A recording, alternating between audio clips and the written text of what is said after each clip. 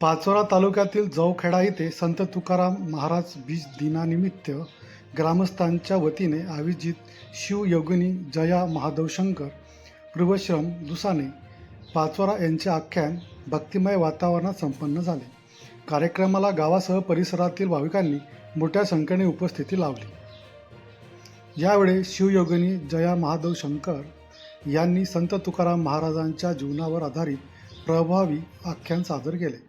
संत तुकाराम महाराजांनी अभंगाच्या माध्यमातून समाजातील दिलेले सत्य, सदाचार, भक्ती आणि मानवतेचे संदेश त्यांनी आपल्या अवगत्या वाणीतून उघडून सांगितले. तसेच जयाद्री आख्यान या विषयावर मार्गदर्शन करत आध्यात्मिक जीवनाचे महत्त्व उपस्थित भक्तांना पटवून दिले. संत तुकाराम महाराजांचे कार्य, वारकरी संप्रदायाची परंपरा तसेच भक्ती मार्गाचे महत्त्व याबाबत त्यांनी सविस्तर विवेचन केले. त्यांच्या प्रेरणादायी आख्यानामुळे उपस्थित भक्त भाविक मंत्रमुग्ध झाले. या कार्यक्रमाचे आयोजन गुलाबसिंग रूपसिंग पाटील व ग्रामस्थ जावखेडा यांच्या वतीने करण्यात आला होता. हा कार्यक्रम यशस्वी करण्यासाठी ग्रामस्थांनी परिश्रम घेतले. कार्यक्रमाच्या उपस्थित भाविकांनी समाधान व्यक्त केले. तर ह्या रूपासाठी मला काहीतरी वरदान द्या विष्णुदेवाचे. तर ठीक आहे म्हणजे आता तुम्ही पुढच्या काळात काही देवावर धारण करा.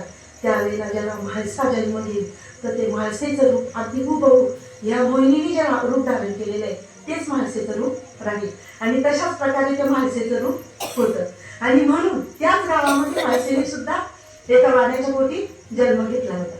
तिथे म्हाळसेचं पण मंदिर आहे, तिथं मोहिनीचं पण मंदिर आहे आणि तिथं ते वडाचं झाड पण आहे. आणि त्याच नेवाशामध्ये ज्ञानेश्वर माऊलींनी तिथे ज्ञानेश्वरी लिहिलेली आहे. तो दगड तिथं ते टेकून बसलेले तो दगड सुद्धा त्या नेवासामध्ये आहे. असं पवित्र गाव हे नेवासा आहे.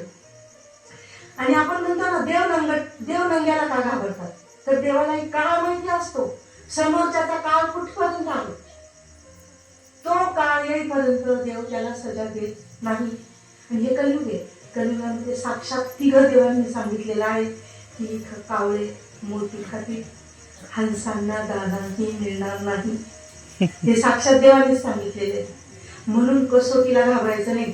आपण जर कसोटीला घाबरलो की समोरच्या व्यक्तीला खूप चांगलं म्हणताय म्हणजे ते अधर्माने वागताय, थोडंसं खालच्या दर्जात बोलायचं गेलं तर नंगटपणाने वागताय, नियम पाळत नाहीये, पण ते सुखी आहेत.